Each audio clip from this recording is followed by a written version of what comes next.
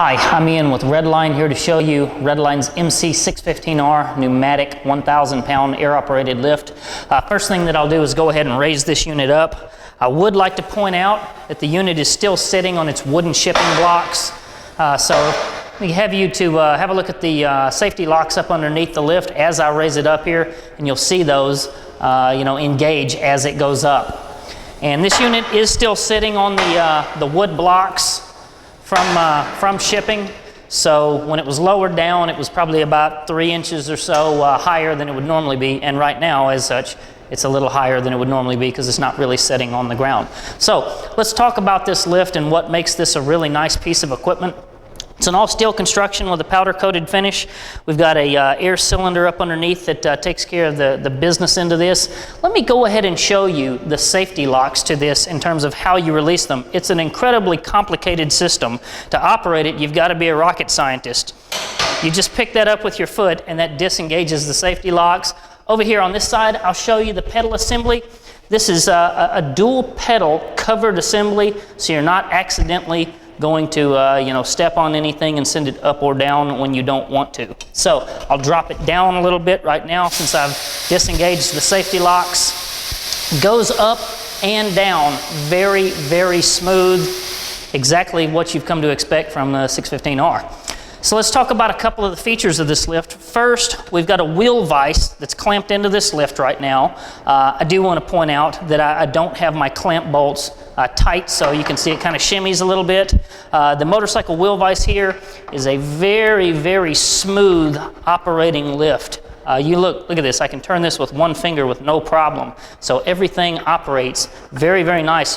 What's really different about this lift is the mounting rails here that you have. You can clamp these bolts down and adjust your vise, or as I'll show you in a minute here, your chock, any length that you need it to be, which is very, very handy because it allows you to tailor the length of your table to your motorcycle. So if you had this all the way adjusted out here, you pulled the bike up on there and the rear tire was way too far forward of the dropout panel, you would just move this thing way on back, clamp it in place, and you would have the table set to the length that you needed it to be set. Now, if you don't prefer a wheel vise, you can go with a wheel chock.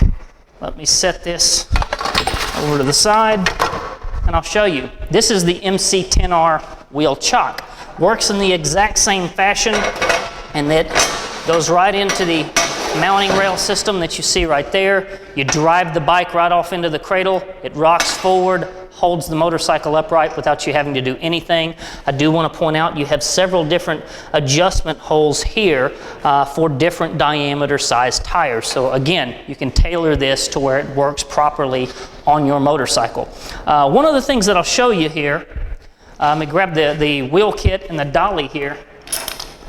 This is also another optional accessory that you can get for this table. And you know what, we're at the wrong end of the table, so I'll reach up and grab the dolly. Down here on this end, your nose wheel dolly hooks right up right here. You just push down and roll it around wherever you need it to go. On the other end of the lift, that's where the wheels bolt to.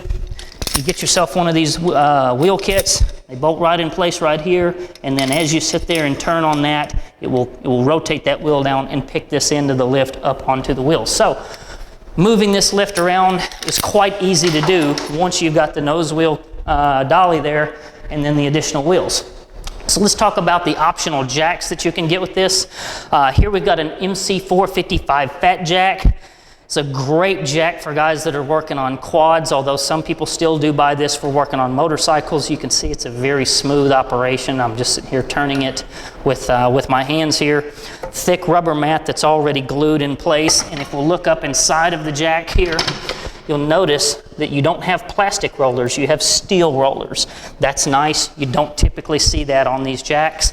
Let's come over here and have a look at the MC450 jack with saddle adapters. We sell this unit with the saddle adapters as standard equipment. Not everybody does that. And it comes with 2 different size saddle adapters here. And they're a very, very nice snug fit in here, a machined fit. Here's the short adapters.